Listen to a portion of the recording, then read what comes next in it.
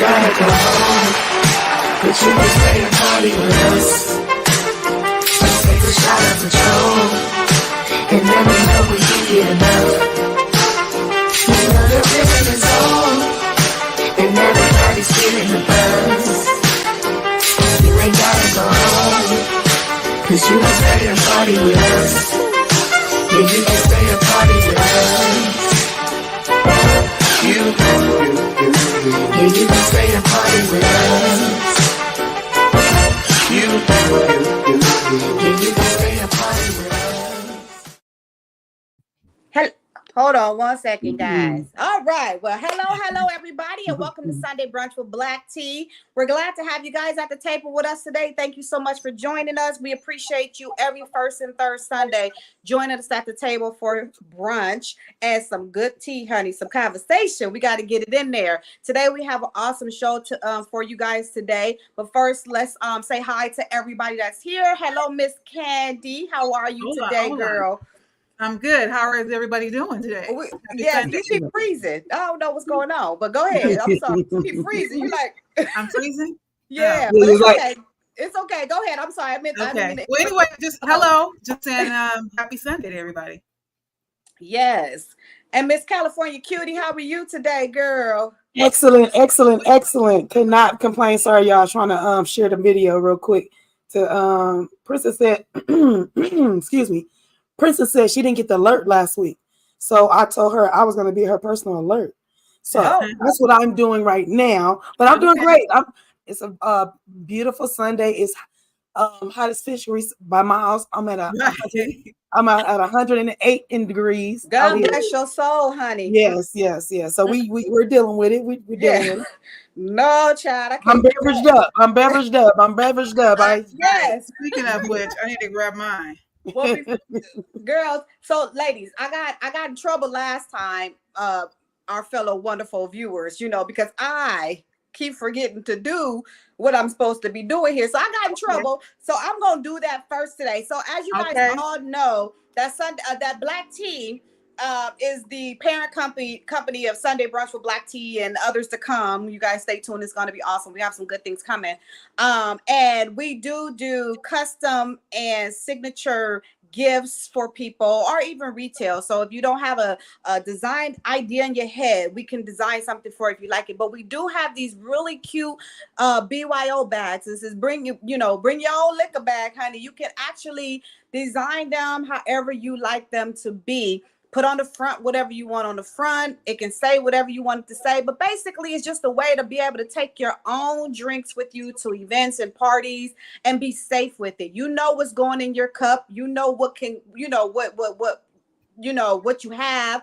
Nobody can trick you. All the cups have lids. We have, if you look at this, let me show you a picture of it with open. So if you see there, we have your flask in there, which can hold your liquor, or if you're not a drinker, it doesn't even have to hold your liquor. It can hold something else. And then we put the two tubes in there, which are 2 3-ounce tubes to do your mixers with it for anyone who wants to do mixers.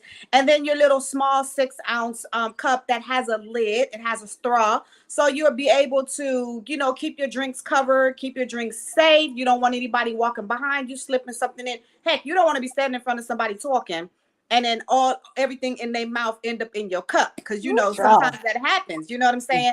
But and we also have them, and I didn't put that one up, but we also have the small cups too. If people prefer just regular cups versus the tumblers, you can get a regular cup, have it created the way designed the way you want it designed, and it comes with a drink cover as well as a straw as well, reusable straw. All these straws are reusable, so you can clean them. They have little straw cleaners in there, so you can clean them. But they're super cute. Every time I take mine out somewhere, I get really good responses from it. People love them. They're like, oh my gosh, we need ways to keep people safe.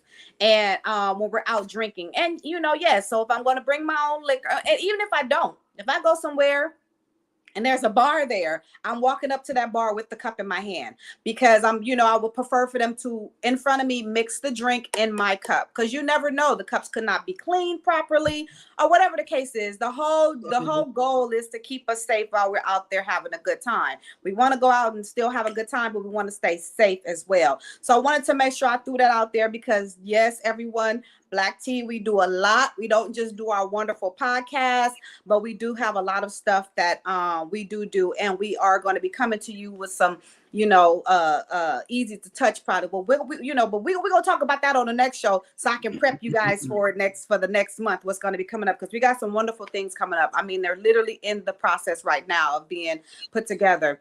So I had to throw that out there first, so I won't get in trouble no more. Because honey, I keep slipping. She got a virtual whooping, girl, a virtual whooping. Okay, No, seriously, she did. Okay, I like whooping people, so I'm gonna need a whooping in a minute, huh? My goodness.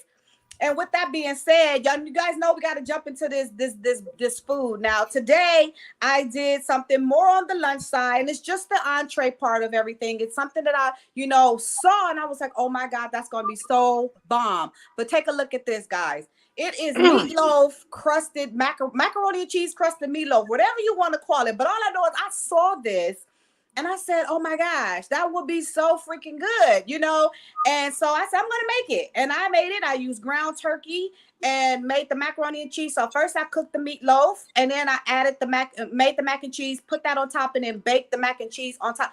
But child, when you bite into it, oh my gosh, it's almost like instead of me having to put the food separately on your plate and then you mix it up yourself, it's already put together. It is so good, you guys. It is really good. That's something really cute. You can put a salad alongside of it. You can put some veggies alongside of it and have a nice lunch, or even a dinner, but it's something fun for the kids. What kid does not like mac and cheese and meatloaf? You know what I'm saying? A hunk of meat and some mac and cheese, they love it. Yeah, they call it hamburger helper. Pretty much. right? But this is way better. But this is just good for presentation, parties and stuff. You don't have to have a whole bunch of dishes out. You know what I'm saying? Everything is one dish meal. You know what I'm saying? What, sorry, what guys. cool? I'm choking a little bit here. Give me 1 second. It'd be really, really cute. That's a perfect idea. Is when you show up, say you going to a family reunion, you're going to your family's house, and they say bring a dish, right? And like with me, they always tell me to bring the macaroni and cheese. Always. So this would be a pleasant surprise to put that underneath, have the macaroni and cheese, and then they go cut into it, and it's me. They have more than what they bargained for, right? Yes. It's almost like that loaded mac and cheese that I make. You guys remember that loaded mac and cheese that I put with the grilled chicken and the smoked sausage? No. I made it for one of the shows in season 1, but that was a while ago. Okay. Okay, that was 2018. Look, we are past. Let me just say, we are past 40, so our memory is not that good. Okay. That and a panorama happened. Right. I mean, we did go through a whole panorama. Let's right. Well, we will go double back on that, because that's actually another really good one disher that you can give at a brunch or something like that. The way you plate it up and split it work over. Yeah, and I've seen it done with mashed potatoes too. The meatloaf with the mashed potatoes, how they put it all on top. Yeah, so that's the traditional way of like a muffin pan. Oh, that could be another thing too. Like put them in a little individual muffin pans. I was gonna say that you can bake those little meatloaves in little loaf pans. Yeah, and they can just go and it's grab good for like a little parties, little hors d'oeuvres and stuff. So you can make it. You can make it big as a meal or small as an hors d'oeuvre. So that seems like right. So that's really cute. You can just grab it and go. That's really cute. This is why we bounce things off of each other. Like she'll come up with an idea, and then Candy will improve the idea, and then I'll tie it all together in a little right. Like it just all comes together. We all think like we have similar thoughts, but then we'll tweak it. We'll tweak it in a little spots. Yeah. So yeah, I love that. That's bomb. The little cupcake. I mean, the little individual. Yeah. If I would have had time, I was thinking I have these little muffin pans. I was going to do little. I said, child, you know what? I'm about to bake a whole one and cut it up. It'll be all the same. Plus, I wanted you guys to be able to see the inside of it. Cut in half. But next time I'm putting it in a muffin pan. Thank you, cuz. With your meatloaf, do you have gravy on it or no? No gravy. So okay, because it didn't look like it. season it really well. So I put normally when I make my meatloaf, I add Worcestershire sauce, but this time instead of the Worcestershire sauce, I added A1. So I put my smoked paprika, the garlic, little cracked pepper, some A1 sauce, and some pink, the Himalayan salt. That's my favorite right now, child. Right. So I put that in there, and so it really, I mean, those flavors all together. You wouldn't. I don't use ketchup on my meatloaf. I know that's tradition. A lot of people do it, and but I'm not really. I don't really like the taste of it as is. When it cooks, and it just feels like a hunk of hot ketchup on it. To me, that's just me. So what I do? No, wait a minute. You're not talking about tomato paste or anything like that. You're talking about literally ketchup. Yes, people would. If you don't get your ketchup away from me, and yes, people would literally put ketchup on my meatloaf, put it in front of me, and see if I don't. I'm a taste gonna be like. Right. No. So I started saying, okay, well, since I don't like that, since I don't like that, I started mixing Worcestershire sauce and tomato paste, because Worcestershire sauce has that's what they use to make a steak sauce with. But it has that, so it has that little twang to it, has that little, you know what I'm saying? So I started making taste to it, yeah. Right. So anywho, so I started doing all of that, and then I just said, you know what? I'm making steak sauce right now while I'm mixing these two together. So I'm just gonna put the steak sauce on it. I'm telling you guys, just try it. You guys just try it. I hope you like it. If you don't, I mean, I understand not everybody likes everything. It's part of our conversation we're gonna have in just a second. But I just, it just really gives some good flavors to me, some really good flavors. But hold on, guys, before we move on, California Cutie been on this exercise, thing. She been getting up, honey. I've been trying to get up with a child and make this happen, and went to the doctor, and honey told me I was doing real good. So I'm excited. He said, whatever you do, keep doing. And so I added to my regimen this here. I don't know if you guys have seen this. It's called Bloom. Child, it's a superfood. It's at Target. Ever since I started taking this once a day, I have had so much more energy. I mean, it is crazy. My energy has increased. Not only has my energy increased, it has eliminated a lot of bloating. That's what I was reading. Of, like just, how you feel stuffed after you eat or something. I mean, this has eliminated, help keep you regular. Excuse me from going into, the TIM situation, but we got to talk about health as well. Help keeps you regular, keeps you from being bloated. It brings up your energy. Hello, Thirsty Kitty. How you doing? Thanks for joining us today. And so yeah, it really good. So I'm just throwing that out there. You guys don't have to do it, but I'm telling you, oh my God, I've been doing it for the last 3 months, and I have seen a wonderful difference. I'm gonna try it because I was in a bathing suit yesterday, and all my family, especially my young family, they were like, "Dang, your stomach is flatter, way flatter, especially at the top."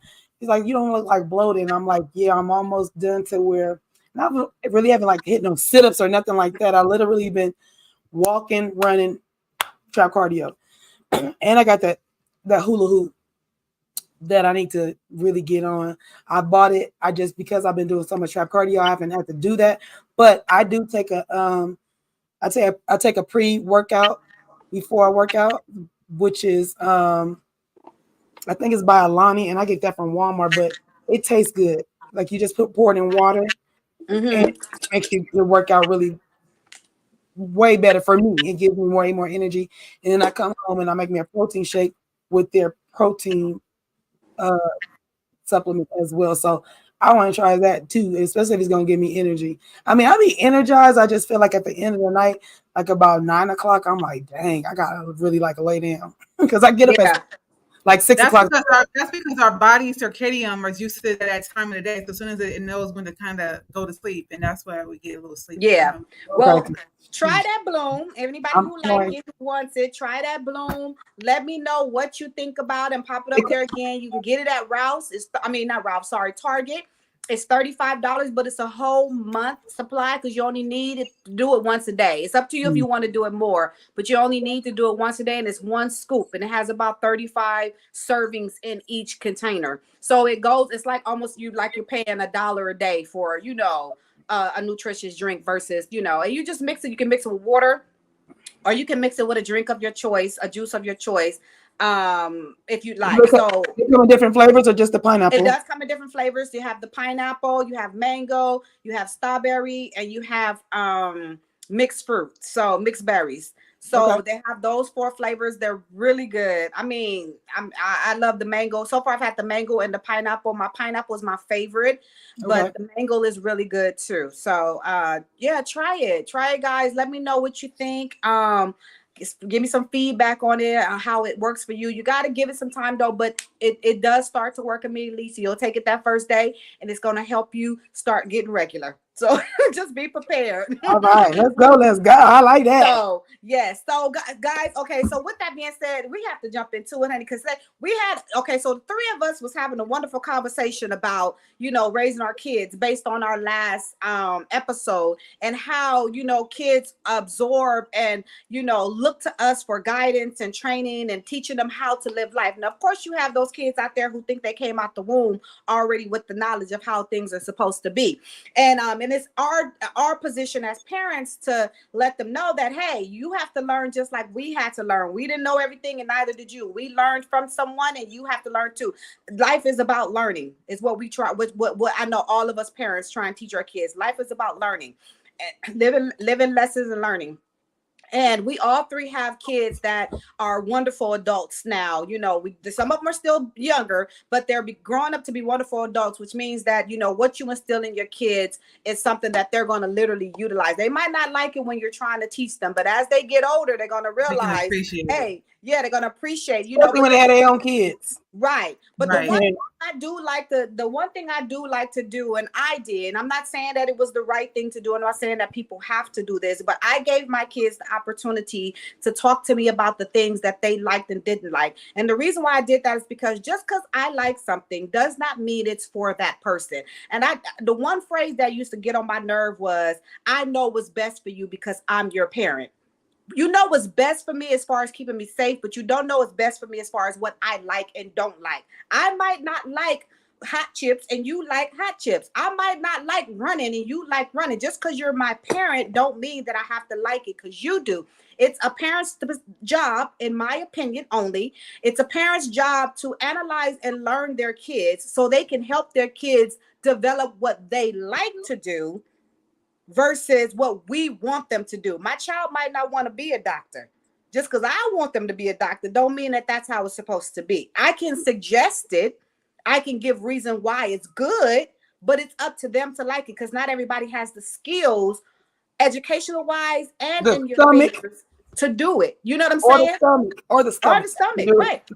Or the stomach. I know I kept getting told that I should be a lawyer because I like to talk. Y'all know I like to talk, right? I talk a lot.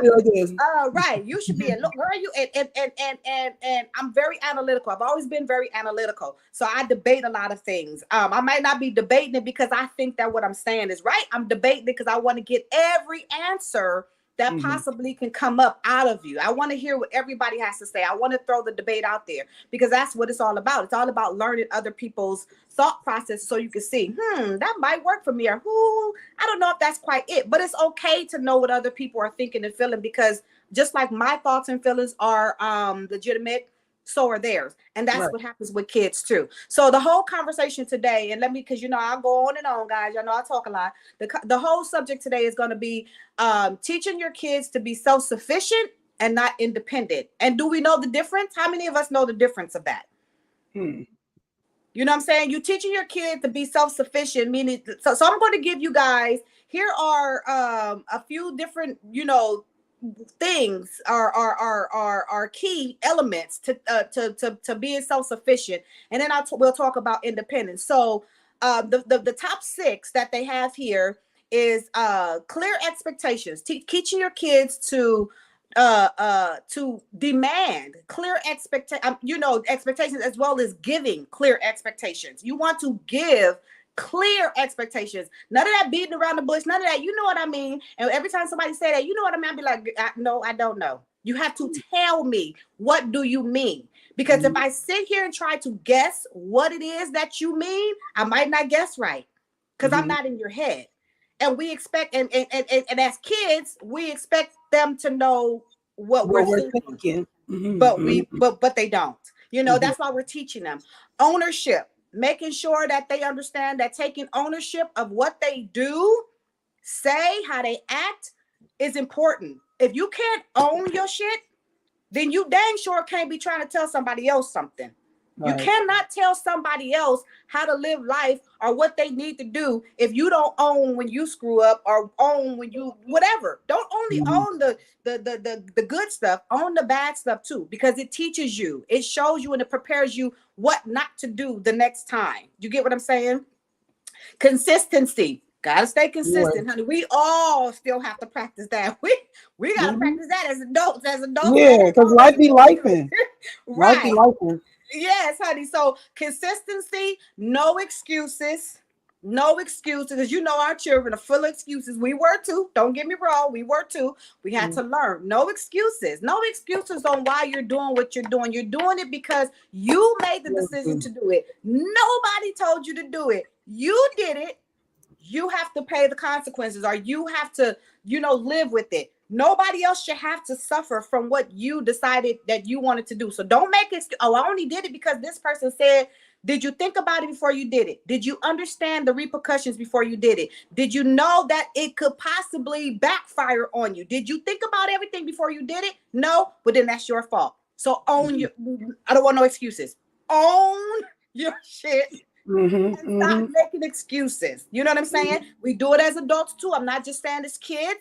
We as adults do it, but it's a way that, as we're teaching our children, it helps us to learn too, to be better at that. You know what I'm saying?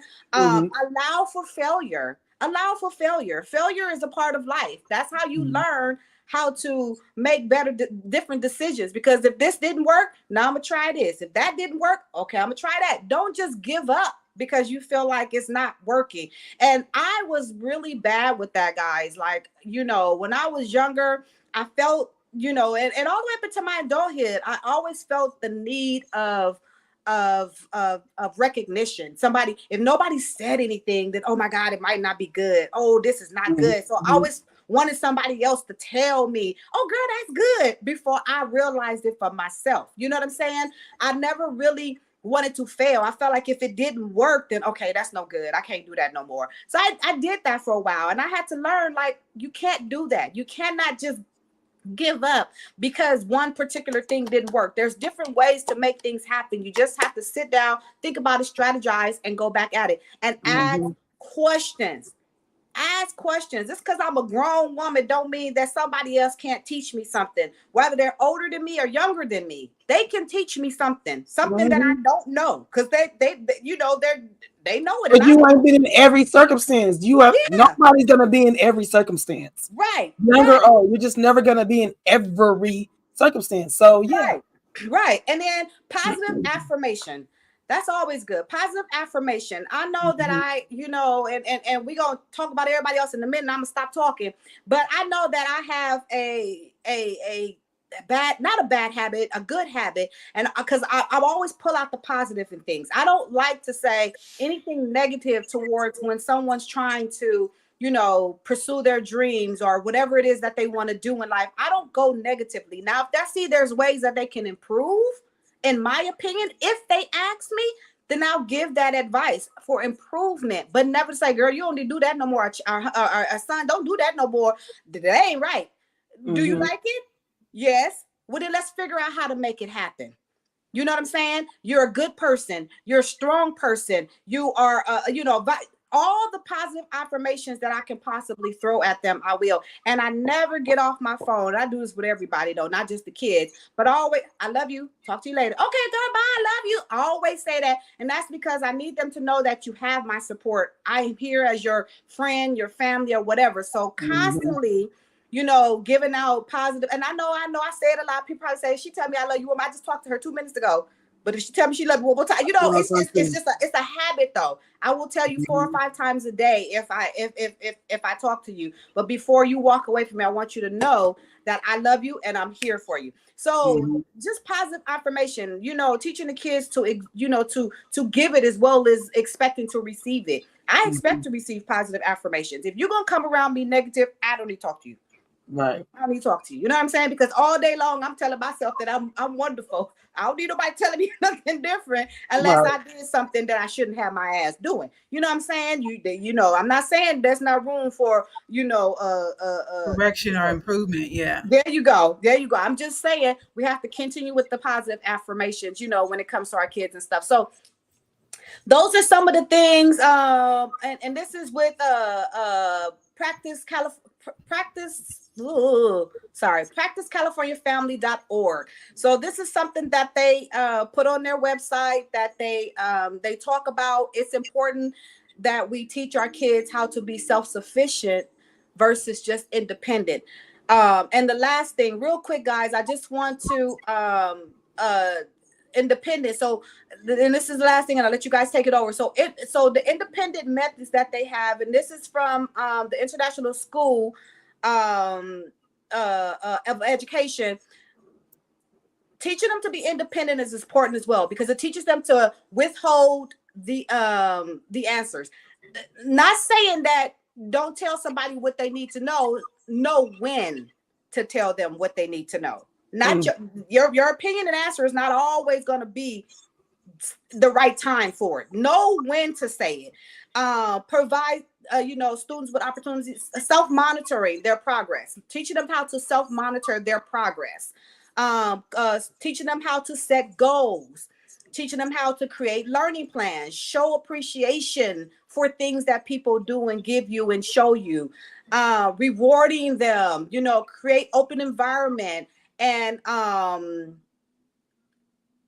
reward them, create open environment, and let the students teach. Let the kids start to teach us as they're growing up and learning different things, because all generations are different. Things change different times. And as we get older, we feel like, oh, we know it, but we knew it from back when we were learning to do it and going. Now things have changed. Things have completely changed. So they might know New it better. math. Yeah. Like new math. So Yes. so being independent, right? self-sufficient, as and Candy, you're the one who actually brought up this wonderful topic for us to talk about. And being self-sufficient is so different than being independent. We like to say, I'm independent. Oh, that's good. I want you to be independent. But are you self-sufficient? That's the question we need to start. Right. Go ahead. So no, I'm glad that's a good segue. So being independent and self-sufficient are two different things. And I didn't look it up, but I'm just saying, in my just every day, just thinking about being, self-sufficient. It really boils down to, teaching you the fundamentals of life. So we're talking about cooking, the cleaning, the, how to groom yourself, how to make sure that you're presentable to the world, and how to even do the small things as that we take for granted, like knowing how to write a check, knowing how to go pay a bill, know how to talk to customer service when you have an issue, knowing how to go to your teacher when you have an issue. So all those things are important of being they kind of how do you say, they kind of interchange with one another, being sufficient and self independent. But I was more so speaking, which all those are great points that you point about being independent. But I also was speaking about the genders that we have, the male and the female genders, and how we raise our sons and daughters. And I was thinking about how a lot of times, especially as Black women, we get that label of being independent. And whether it was put on us as a badge of honor, or some of us take it on to be as a badge of honor, it's not for the majority of us. And the reason why I say that, because if you look it up, if you just think about it, the whole thing of being independent and self-sufficient, we want both men and women to be that, right? As you become an adult and you looking for a mate, you want a man who can obviously lead you, not only lead him. First of all, we got to start with just taking care of ourselves. So for me, when I'm looking for a mate, or just even trying to teach, my child, or if it's even a niece or nephew, I want you to know how, like how to even to coexist in the world. And how are you going to do that if you're not self-sufficient? So you have to know how to do all the fundamentals. You know how to cook for yourself. You know how to go to the grocery store. You should know how to pay a bill. You should know how to go get your hair done. And like I said, you should know how to handle discrepancies. You should know how to compliment. All those things that we take for granted, right? Yeah. But then on the flip side of that, as growing up, and I see it with mothers, and I guess I would say not only necessarily, as we spoke about last week, we spoke about you can have a two-parent household, and you can also have a single, mother, and unfortunately, single father households are becoming prominent these days. A single parent household, let me just say, and they're raising the son and daughter different, and the woman becomes independent, and guess what? When she grows up, she becomes less likely to want a man, right? Need. Think she Need. need a She man. thinks Yeah. and I Yeah, think that I think that a spouse should. I mean, when you're looking for your mate or somebody to compliment you, you should want and need them, right? You should Mhm. want and need, because you want to feel needed. Like, hey, I need you in my life. I need you to to help do this. But you Mhm. also want a person who as much as you're needed and wanted, they are as well. Right. And I said a lot of times, especially as Black women, we become hyper independent, and that's because of a trauma. And when we become hyper independent, it's out of a need. And so we have to feel like we have to succeed and accomplish over and beyond than a normal person. And that becomes we pushing the man out the way. We pushing yeah, ourselves. to prove that Also, we can do it. we might be climbing corporate ladders, and we might be climbing ladders of, self-fulfillment and accomplishments. But then when we look to the side, to the right and the left, what do we have to show for it? How are our sons and daughters, and how are we raising them? What message are we sending? And then what are we looking for when we're looking for a mate? How standoffish have we become? So I just thought that was a topic, that this is a topic that was definitely needed, because I see that a lot of men think, oh, she's too independent. And sometimes it is their ego, it is their insecurity, because of, that they're looking at a woman who she might have material, but that woman, that's just a part of her. That's not all of her. So don't sum a person up by what you see, and whether it's being accomplishment, good or bad. Sum them up to that one part. Get to know a person and to know how to become. And I think we also should be trying to figure out, not raising them to be so independent that they don't need or want anyone, but also be self-sufficient. And this should be for both men and women. Yes. We definitely have to make sure. I just looked up some other thing. This is on Planet Spark. We definitely need to also, start, teaching our kids, we have to give our kids the opportunity to grow. We have to give our kids the opportunity to be who they are. Like I mentioned before, encouraging problem solving and decision making skills. A lot of times parents, we don't teach them that. We don't give them the opportunity to problem solve. So when they become adults, they think that the only way to problem solve is Come to you. yeah, But again, I go back to, I'm not to cut you off, but I go back to that gender role, because we do it for our daughters. Oh, you'll figure it out, or you'll do it, or she'll do it. But then we go and take our sons and be like, well, baby, this is how you do it, and this is how, and there's nothing wrong with it. But like you said, it's a balance of it. It's a balance of it, because even, I know you had said something earlier. You said that, it's a different generation. And although I agree with you on one hand, the other hand is that some of the old stuff worked. And everything and that doesn't mean that. So what I'm saying is that when we say, give our child, yeah, they do have a mind, and we do have to. And I mean, I only have one kid, right? But I have nieces and nephews, and they have different personalities, and you have to parent each one of them different, because they have different needs, they have different desires in life, and they have different likes and dislikes. Complexities that come with them as a child, right? As we do as individuals, right? Like, you wouldn't want anybody to handle me the same way they handle you two, right? Like, because I'm a different person, right? We might like some of the same things and similar, but that doesn't mean just because we're all Black women that we do all the same thing all the time, right? Okay. Well, to your point right there, it says here, be their guide, not their handler. Right. But there's some things that's innately but you have to instill something. So I think that the most important thing is that you have to start off with a foundation and build values and have those strong values with your child. And as they grow older, then you start to, lighten up loosen up the belt, where you give them a little bit more freedom as you see fit. Some of them you need to tighten it. Depending on the age. And then some of them, you got to loosen it up. So to your point, it is a balance. But I think that if fundamentally we start with the values that whatever we have and instill into them, and then, like, matter of fact, they add to it. Right. They brought train up a child. So yeah, I'm not going to give you everything you want, or I'm not going to, just because you don't like it. But I feel like this is going to teach you, this is a part of the values that I grew up with, and I want you to have these values. Now, whether you stay with that it's going to be up to you throughout life, right? But you are my responsibility, and I'm still instilling this into you, and this is the values and fundamentals of life that I want you to have. So some of it is like starting off, I say core values, basically. Core values. Right. It's like you don't have a choice. It is what I say. And then, like I said, as you go older, as a child gets older, then yes, it is some things you got to loosen up with, because you got to know and know your child. Here's one thing. Here's one thing I say about that too. I completely agree with you with that. But what I do add to it is the fact that, hey, Barb, how you doing? Hey, Barb.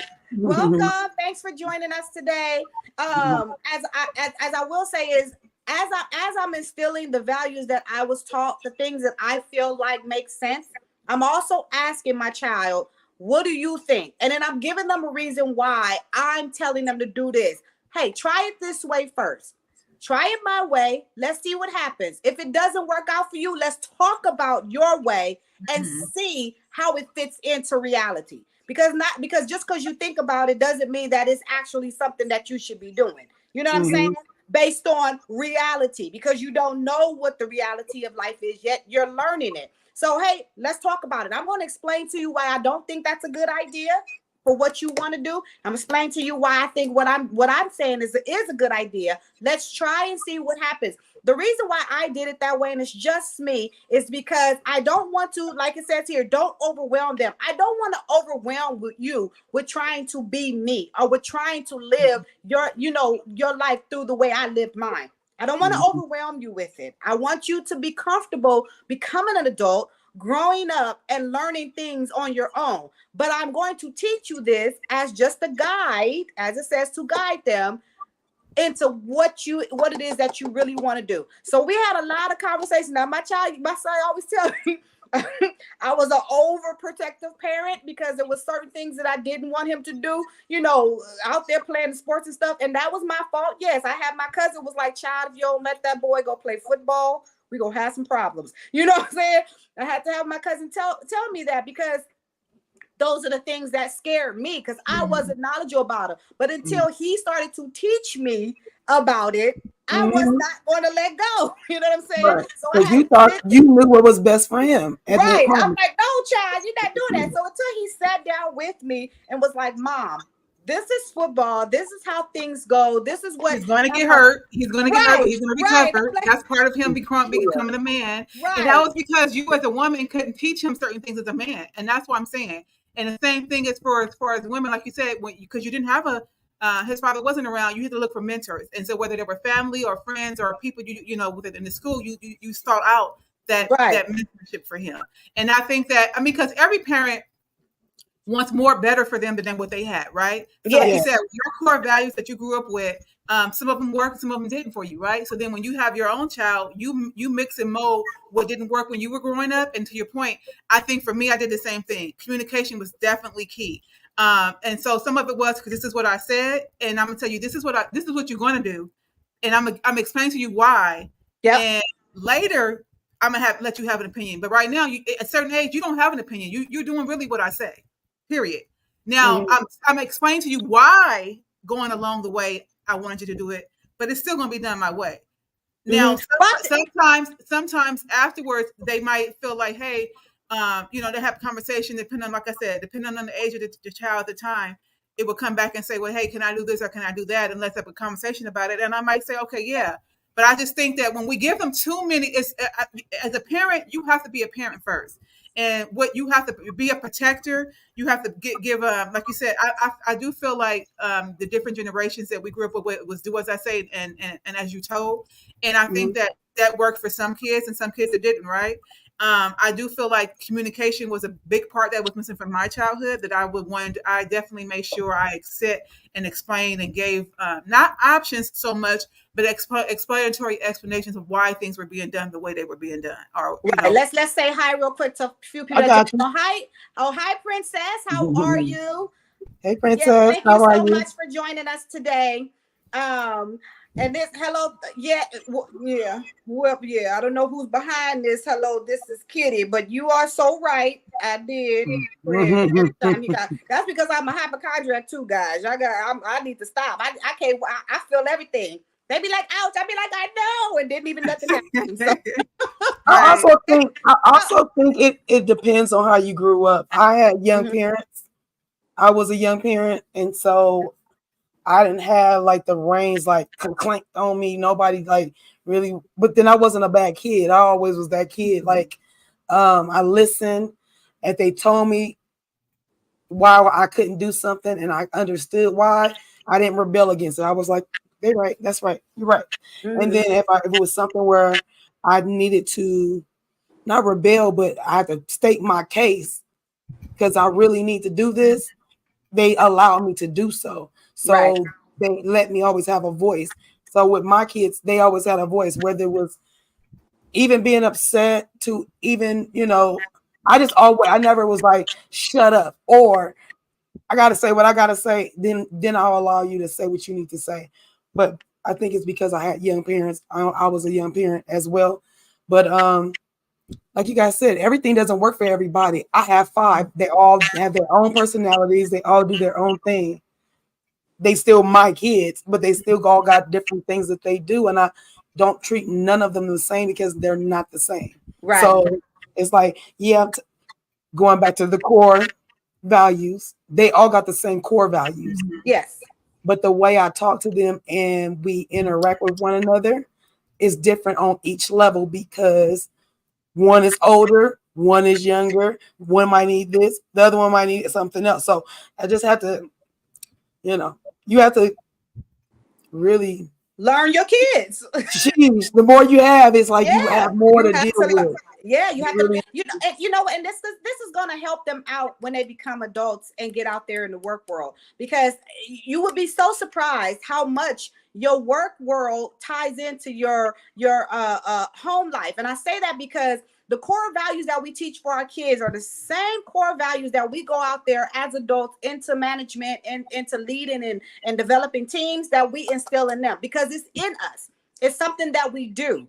And so we go out there and we're teaching them these same core values, these young adults, these same core values. Now, here's the hiccup with that. Just like with your own kids getting out there learning stuff through other people and other channels, your work life, and we tie this in because it has a lot to do with what we're all about here with Black Tea, is also, being able to, have these positive businesses as well. But even in your work life, and you want your kids to take this, your work life have way more personalities, way more people that you have to try and train and instill in them and guide them and learn them. Let them have, teaching them problem solving and decision making skills and giving them the opportunity to do different things and to learn stuff. The one thing I don't like is if you don't come to me and say anything, if your child don't, hey, I want to learn X, Y, and Z, I'm not about to force you, but if you want to learn, this is about to happen. You know what I'm saying? The difference between that work and stuff, when you say that, make that comment, you stop there. With your kids, you're going to say, well, what would you like to do? You're going to go even that much further, because you still, as a parent, have to teach them, something. You have to help bring out whatever it is in them that they want to learn. But what I'm not going to do is I'm not going to force you, because as soon as you start feeling like it's being forced, then they start pushing back. Now they don't want to do it. They don't want to do it. I don't want to, you teach them to stay dedicated. You teach them to stay on top. If you're going to start something, finish it. If you don't want to finish it, figure out a reason why you don't want to finish it. Because the reason why you don't want to finish it is going to let you know if this is something that you should, try, or something that you just need to live it up. It might just be a skill set you don't know. I can't force you to keep sewing if you don't like it, because you might not be good at it. Just because, you sparked a little interest in it doesn't mean you're going to be good at it. They tell you that when kids go to college, they change majors anywhere between 4 to 7 times. That's what they say. 4 to 7 times do your child change major. They might not change it in paper, but they change it in their head. I had my nephew who went to school, honey. He went to school. He was going to be a journalist, kinesiology, honey, Arabic translator, a radio DJ. What else? He called me so many times, and then he ended up becoming a film and television major, and now he has his own production company. And that's just, never thought he was going to fall into that, but he did. You know what I'm saying? Not all kids go through that. Some of them know what they really want to do and they stick with it, but you got to find something that you want. That's their decision making, right? and allowing them to not be perfect in it. It says right here is don't run behind perfection.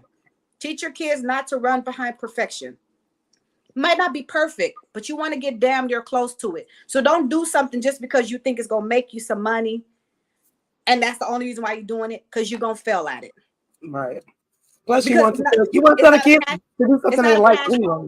Right. Yeah, you want them to like their job or like what they're going to be doing for the rest of their lives. You don't want to go. You want them to go to work. Oh my God, I just do not want to be here. Mm-hmm. Well, if you don't want to be here, then goodbye. You know, I used to hear team members saying that at work, and I was like, well, if this is not for you, then you don't have to stay. What is for you? I started asking them, what is for you?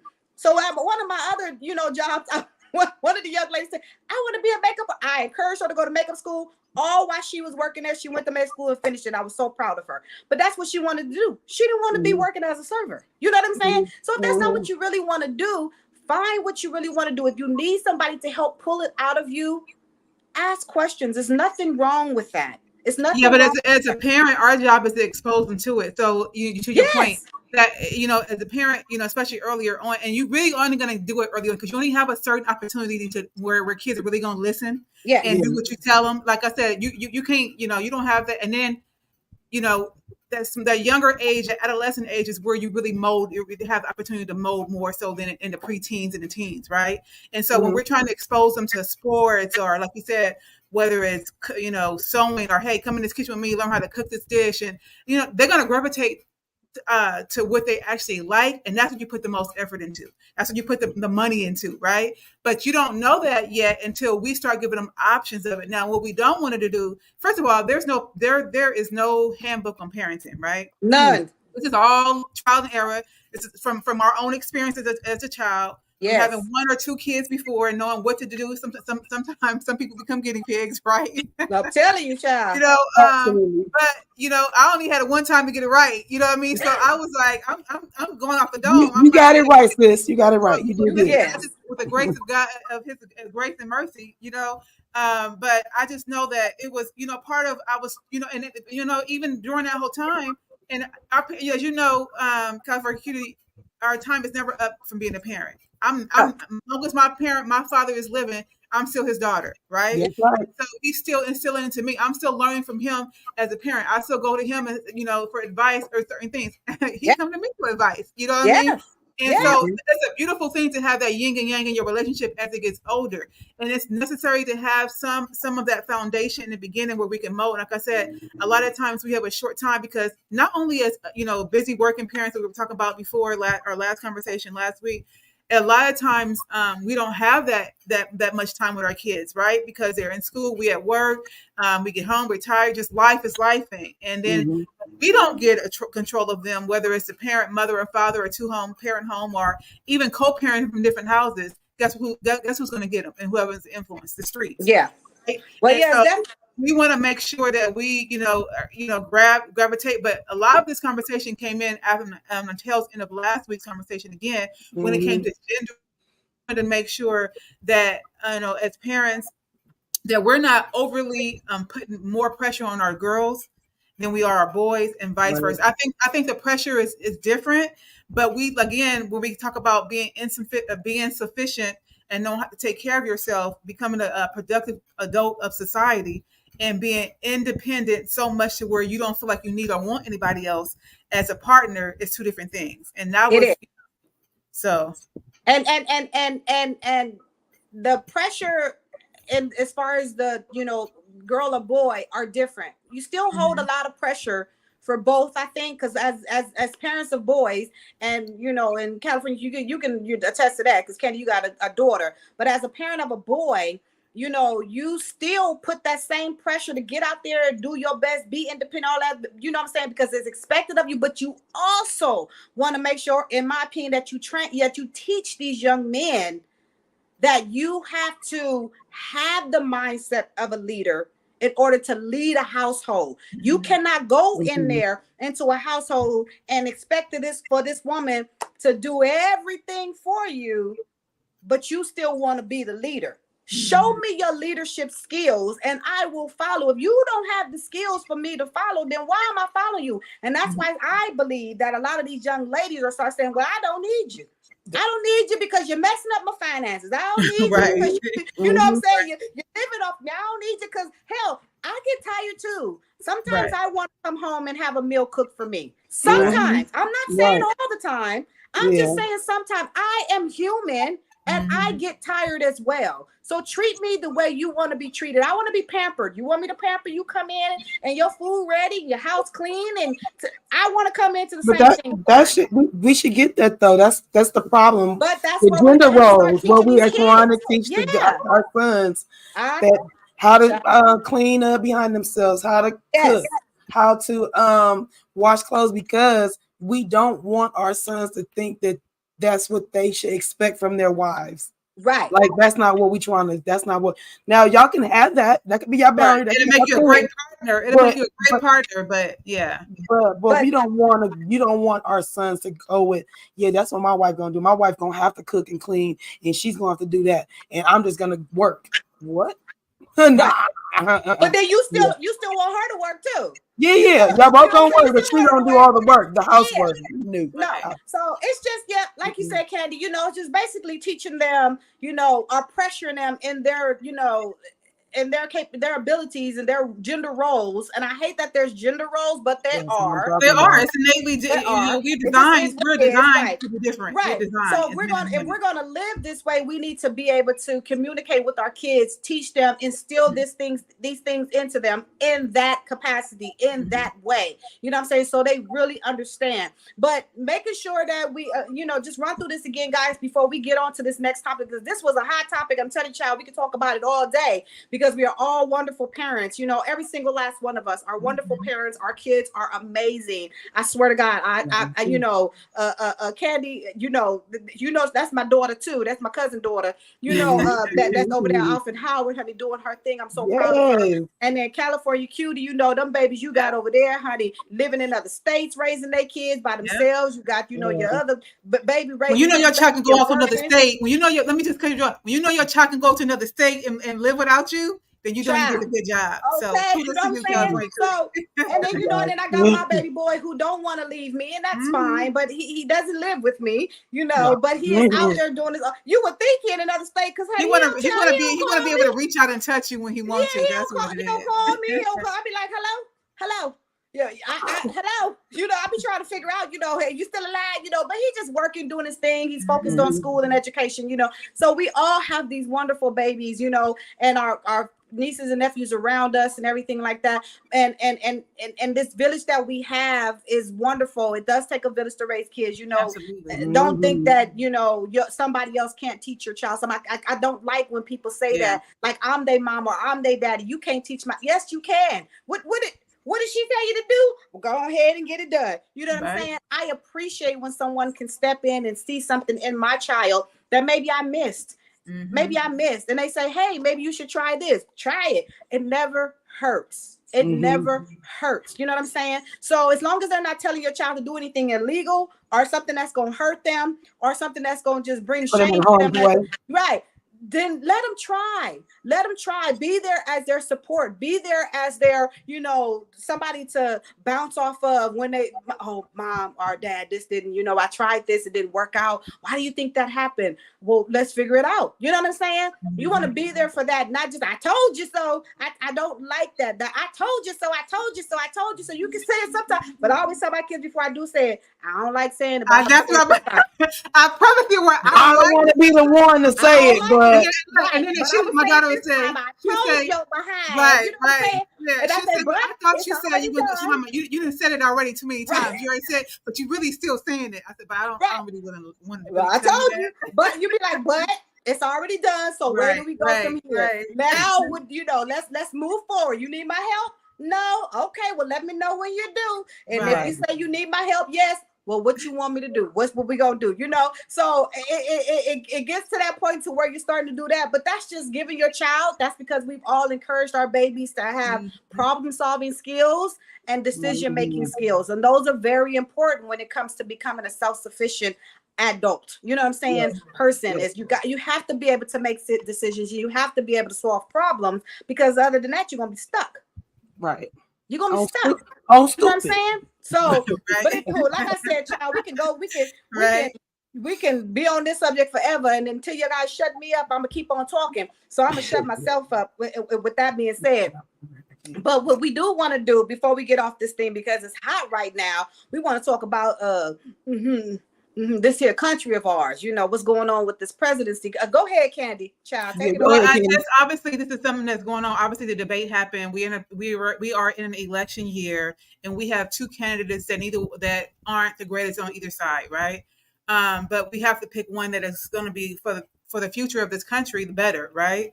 And so I just want everybody to be aware of that Project 25. If you're not aware of Project 25, you got to look it up for yourself. It's public record, and it's basically what I think is like 92 pages that if elected, former President Trump is coming into office and basically regulating and changing the whole Constitution. You know what I mean?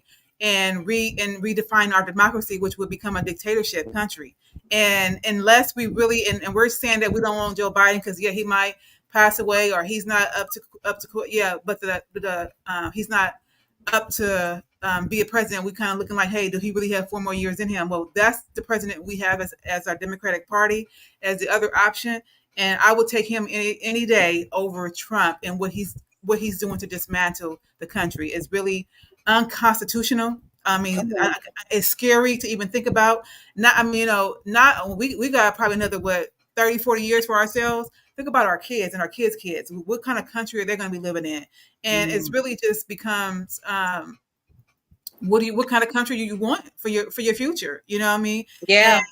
And for us to be the United States of America, we are so divided at this point. It shouldn't even. It just baffles me that how this former president is even have a second chance to be in this election, and that just goes to show you that he's just pushing somebody else's agenda.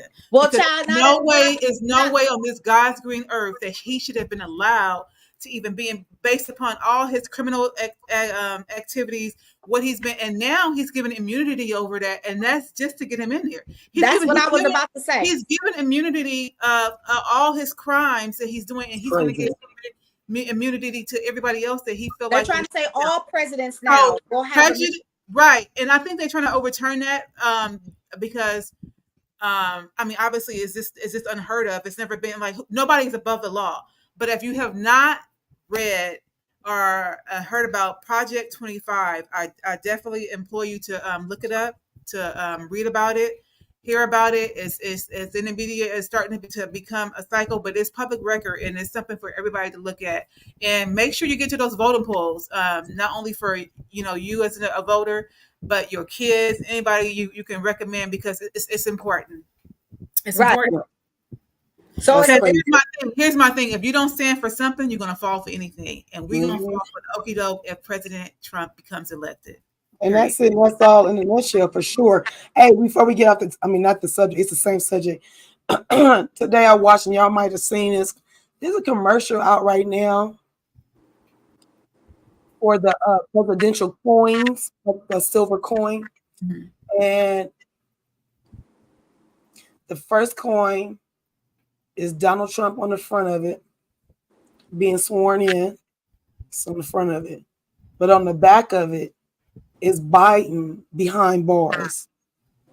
On Biden's, he's on the front of it's a Democratic coin, this one.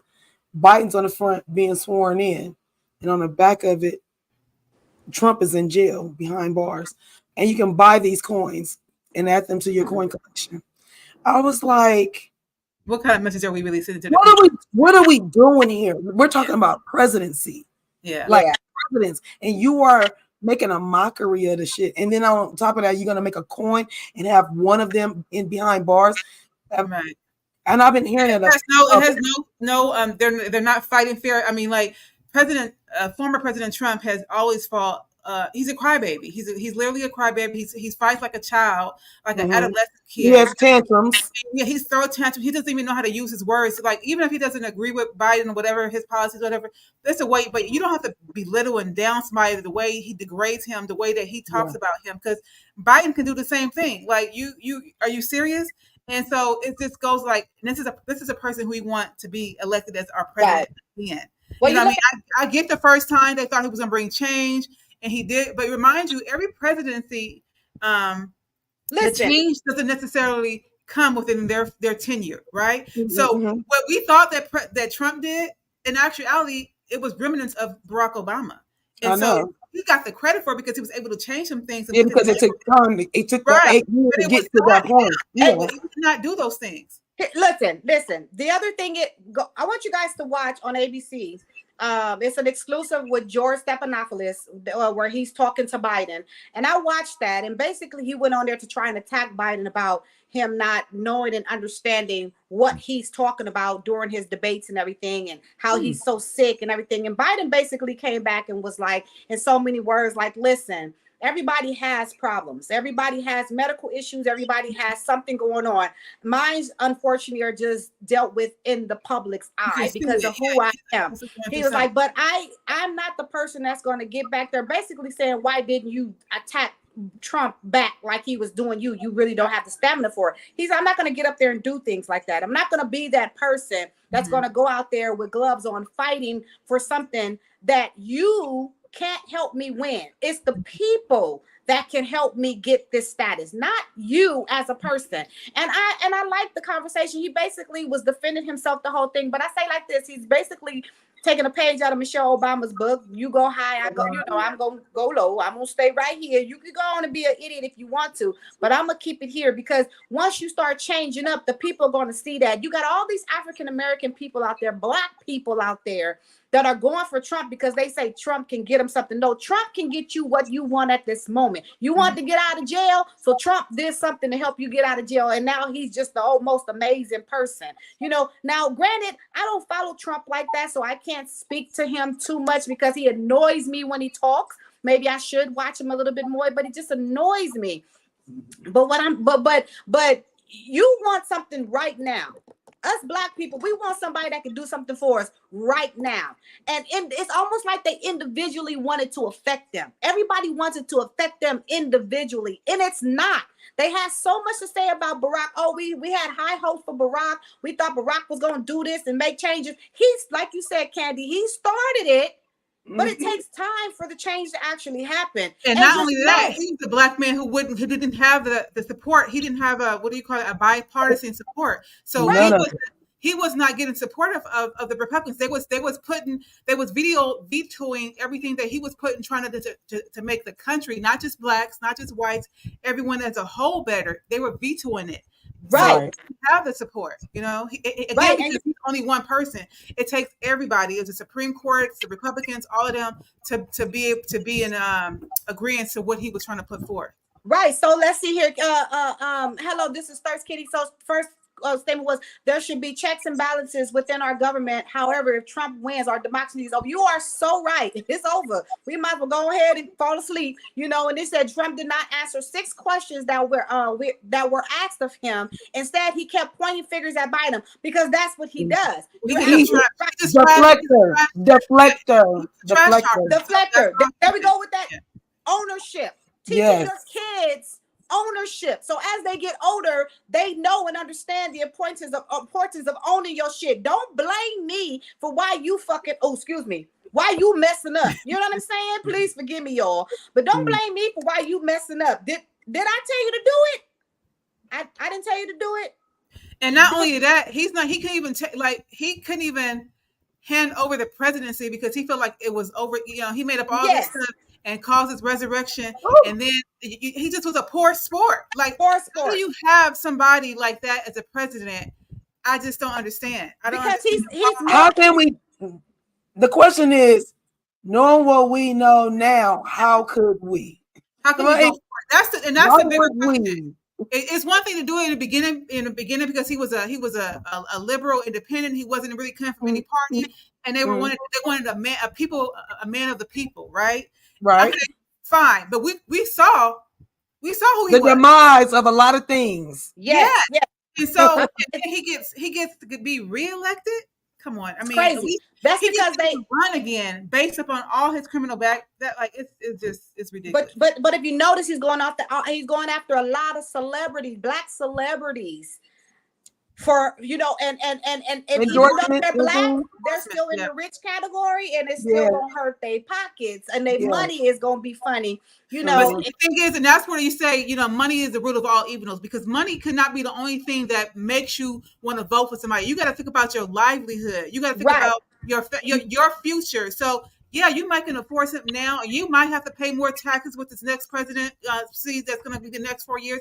But the long game is what we're talking about. We're not talking about what you're not going to benefit now. Okay, everything cannot be centered around just money. It cannot.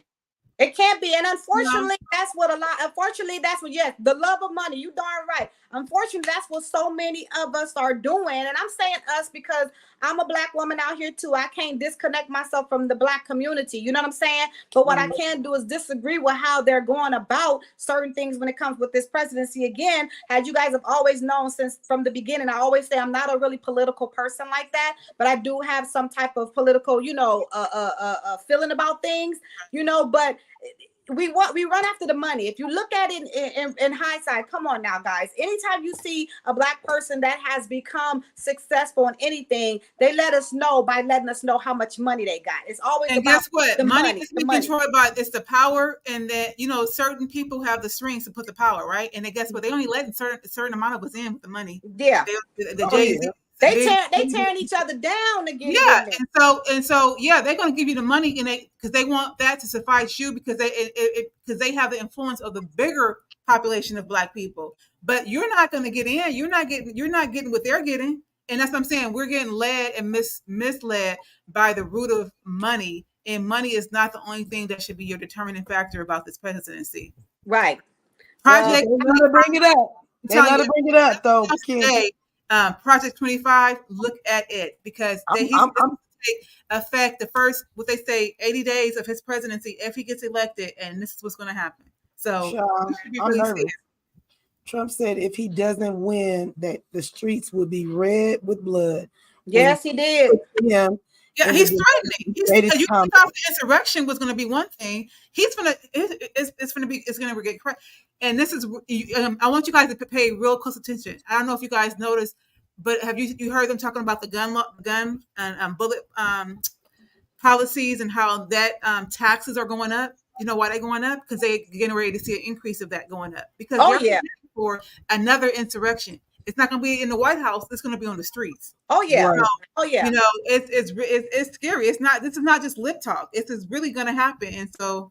Yeah, times are changing and things are changing, and we need to get out there and make sure it's really going to be a civil war out there. It is, because you got so many people. It's crazy, and the crazy part about it now is as we're trying to bring black people together to fight together and work together, it's going to start to divide us in some ways, unfortunately. Well, look at Waka Flocka.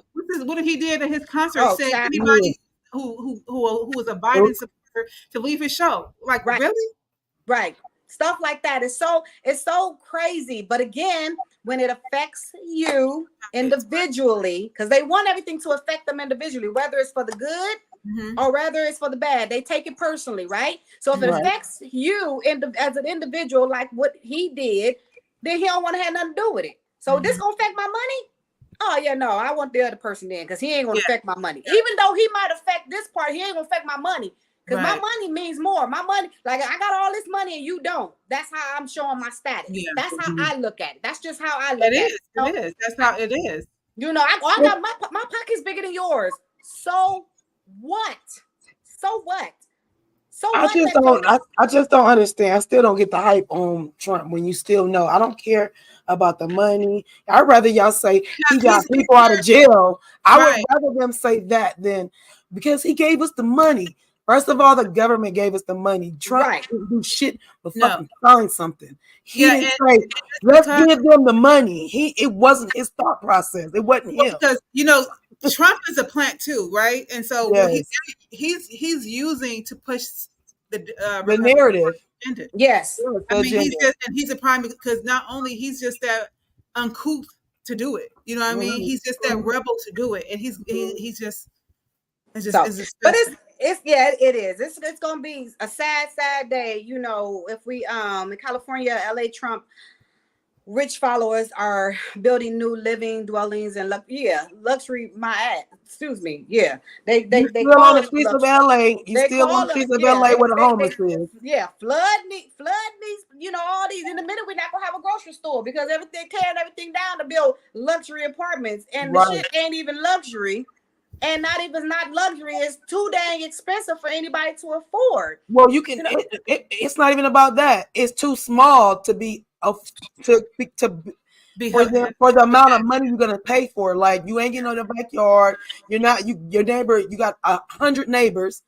You like on the 5th floor. It's 150 apartments on that floor. Like luxury, my ass. Like go Yeah. on with that, And, y'all.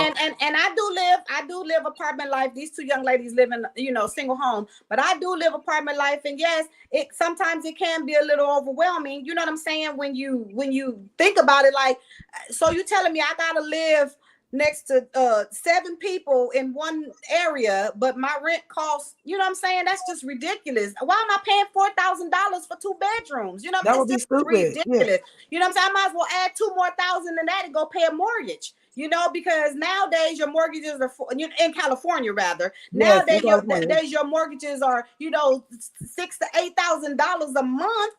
You know what I'm saying? Who can afford that? Like the mortgages are crazy. First, it used to be buy a house, you know, but then Trump came up in here. And now everybody, you know, apartments because you can't afford to buy a house no more. You know. Well, at least they changed the law about that though. They did change the law about the apartments now. They can't They put some regulations to where you they can't can't go charge you first and secure your they can't do all 3. Yeah, they can't charge you first. And then about the triple, you have to You make can't. triple amount of money Yeah, to get in it. None of you that can't either. charge double the amount of the rent. So Right. my security deposit cannot be more than the rent itself, which is Exactly. good because people They get over on the deposits. Yes, honey. Maybe You get need over on the deposit. $7,000 to move into somewhere. It's just And then crazy. you don't even get your deposit back. You get half of that back because they like, well, the living and the paint and the carpet and the. And that's the other thing that's in there too. They made those changes to that as well. They can no longer charge you for the, you know, the cleanup of the unit of the dwelling after you leave there. The landlord is responsible for making sure there's new paint, new car, you know, for the next tenant because should have been like that. Yeah. Yeah. So they I just was reading that. Actually, I was reading that this morning. To be honest, I just happened to click on the renters. It was an article about renters' rights and the things that have been approved, and I was thinking that was like crazy. And I'm like, you know, y'all want Trump to come back? That's all gonna go away. That's gonna go away. You know what I'm saying? Because he owns apartments and stuff too. He ain't gonna want to do all that. So matter of fact, he owns apartments and he's not gonna let the black people in. So there you go. About that. But anywho, I mean, again, another good topic, guys, ladies. We can go on and on about this, honey, forever and ever, but we gotta, you know, end it at some point. And this was wonderful. So as Candy said, please make sure to read about Prop 25, guys. Project 25. I mean, Project 25. I keep saying Project 25. Read about it, understand it, ask some questions. Talk to your kids. Tell your friends about it. Tell your family about it. Yes, talk to your kids about it. Let your kids know that they triple the amount here, deposit or move fee for credit check. Yeah. So they stopped it here in California. They can't do that anymore. So that's a good thing that, you know, is happening. I'm very pleased with that because I am in the process of wanting to move. And honey child, who wants to pay $8,000 to move into a place that only costs $3,000? That's just ridiculous. You know what I'm saying? So we just need to get on. We just all need to get on board with it. We need to read. We need to, you know, watch these news channels, watch the stuff that's going on, and get out there and vote. Talk to your kids. Make sure, because some of these young adults feel like, oh, why am I voting anyway? It doesn't matter. It does matter. The more vote, that one vote that you made could have made the difference between this president and this president. You know what I'm saying? So please make sure that you vote. Please make sure that we talk to our kids about voting, the ones that are of age. Please make sure that we get out there, look at the news, you know, read some stuff and learn a lot of stuff about that. Let's get on top of that. And let's continue to talk about Yeah. What? Yesterday, Trump renounced that and said he was on his. Yeah, I don't know. I think he did it for show. That's just my opinion. That's what he does. Yeah, I think he just did it for show. But make sure we talk to our kids. Stay on our, on top of our kids about becoming self-sufficient, making sure they understand life. Give your kids the opportunity to talk to you, to discuss things with you, and don't knock down all of their ideas, opinions, and feelings. We want to make sure that we encourage them to give their opinions, encourage them to talk about their ideas, and let's help them through this versus knocking it down. Just because you want your child to be a doctor doesn't mean that that's the journey that child is meant to be on. God has put us all here for a purpose, and each one of us has our own individual path. And so we cannot expect for our children to be us. So we have to help them become who they are by instilling the right tools into them that they will need to navigate this wonderful world and life of theirs, the world of ours and life of theirs. I thank you guys. We all thank you guys so much for jumping in these comments, letting us know what you think and how you're feeling. Continue to do that. Make sure you like, share, and subscribe to the show. Just so you guys know, we talked about it a while ago, about a month or two ago, about the live podcast show that we're going to do, where it's actually going to be August the 27th. That is a firm set date, August 27th. You better quit tapping on that. You better quit tapping. Oh, sorry. That's okay. I know you can't tell that it's making a noise. I'm like, but you can hear it, huh? Yes, sorry, guys. So August 27th is a set firm date. It won't be changing. We're going to get in there and do that. And yeah, I just, thank you so much. Hello, this is Kitty. Thank you so much for joining us. Yes, and thank you guys all. I hope you guys all enjoyed this conversation. This is a hot topic. We think it's very important that we bring up some educated, self-sufficient, wonderful children of ours to become these great adults that's going to continue in these streets after we're no longer here 30, 40 years from now, because, honey, I got a long life ahead of me. Yes, Lord. And, we just thank you. Yes, thank you guys so much. Any comments, complaints, questions, concerns, please leave them in our comments. You can do it afterwards too. Go back, watch the show, tell somebody else to watch the show. Make sure you guys tune in with us every first and third Sunday of the month, child. And don't forget to follow Black Tea. Give them the IG so they can look at your wonderful gifts you have. Yes, let's get to so it's gonna be events _@ @Black Tea. So events @ Black Tea. So you can see what we have to offer, the gifts that we have, even home decor, office decor, anything, event decor. We do it all. That's why it's called Black Tea Complete, because we do it all. We do everything that you guys need us to do. We're here for you. So make sure you check us out. Come back and see us on the third Sunday coming up here of this month. You'll get your alerts. So please hit that bell so it can alert you and let you know when we are coming back. We thank you all for joining us at the table today. I hope you had a wonderful day. Ladies, what can you say? What do you have? I just want to say thank you again for joining us on this day, the Lord's Day, this Sunday brunch with us. And we hope to see you soon. Yes. Thank you guys. Love you. Echo y'all. We see y'all later. We see y'all in 2 weeks.